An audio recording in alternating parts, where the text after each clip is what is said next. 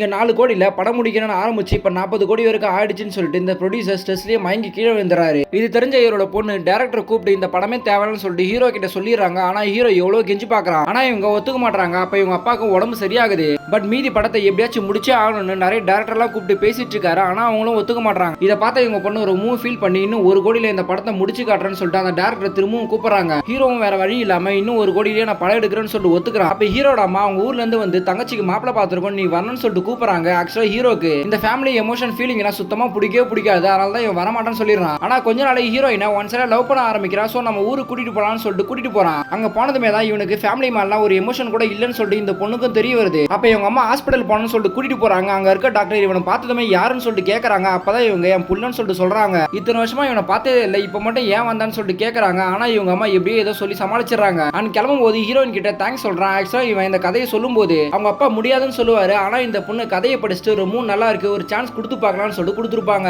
அதனால தான் இந்த பொண்ணை இவனுக்கு ரொம்ப பிடிக்க ஆரம்பிச்சிருக்கும். சோ இந்த பொண்ணு கிட்ட ப்ரப்போஸ் பண்ணலாம்னு சொல்லிட்டு ஷூட்டிங் ஸ்பாட்ல போன்ல ரெக்கார்ட் பண்ணி போனை கொடுத்து அனுப்புறான். பட் அந்த ரெக்கார்ட்ல இந்த படத்துக்காக இவன் கெஞ்சும் போது இந்த பொண்ணு கெஞ்ச வச்சிருப்பா. அதனால இந்த பொண்ணு ரொம்ப கேவலமா திட்டிருப்பான். அதை கூட இருக்கவங்க தெரியாம ரெக்கார்ட் பண்ணி வச்சிருப்பாங்க. அதை கேட்டதுமே இந்த பொண்ணுக்கு ஹீரோ மேல ரொம்ப வெறுப்பு வந்துருது. சோ இவங்களும் இந்த படம் முடிஞ்சதுமே இவனை இங்க இருந்து துரத்தி விட்டணும்னு சொல்லிட்டு முடிவு பண்றாங்க. ஷூட்டிங் நடக்கும்போது இவங்களும் ஒரு சீன்ல நடிக்கணும்னு சொல்லிட்டு சீன் பேப்பரை வச்சு சொல்லிட்டு இருக்கான். அப்ப இரும்பு லாம்பு இவங்க மேல விழ வருது. அதை பார்த்ததுமே இவன் தடுத்து காப்பாத்துறான். அதை பார்த்ததுமே ஹீரோ மேல லவ் வந்துருது.